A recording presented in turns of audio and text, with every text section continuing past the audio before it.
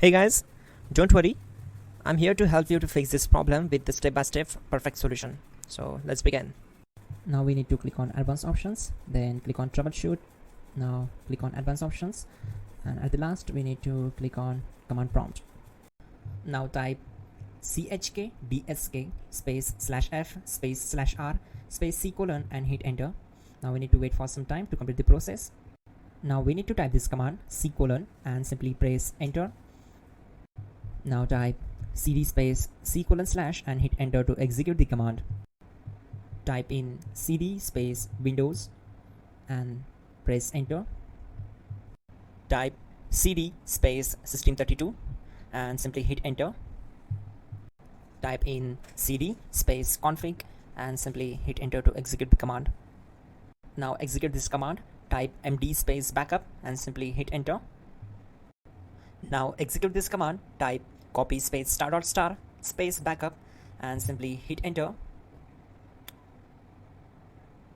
Now type md backup1 and hit enter. Now type copy *** backup1 and simply hit enter to execute the command. Now type cd regback and hit enter. Now type dir and then simply hit enter to execute the command. Now type copy space *** space ... and hit enter. Then type all and hit enter. Now execute this command. Type bootrec space /fixmbr and simply hit enter.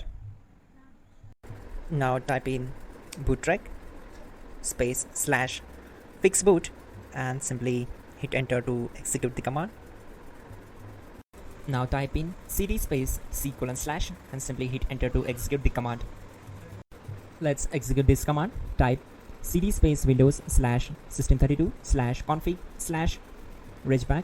Then simply we need to hit enter to execute this command. Type bcd edit space /export space c colon /bcd backup and simply hit enter to execute this command. Now type cd space c colon / and hit enter. Now execute this command.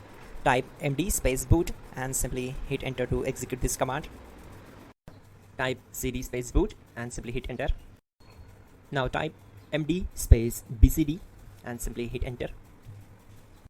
Type cd space c colon / and hit enter.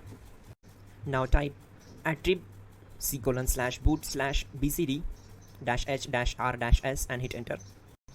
Type in ren c colon /boot /bcd bcd.old and simply hit enter to execute this command.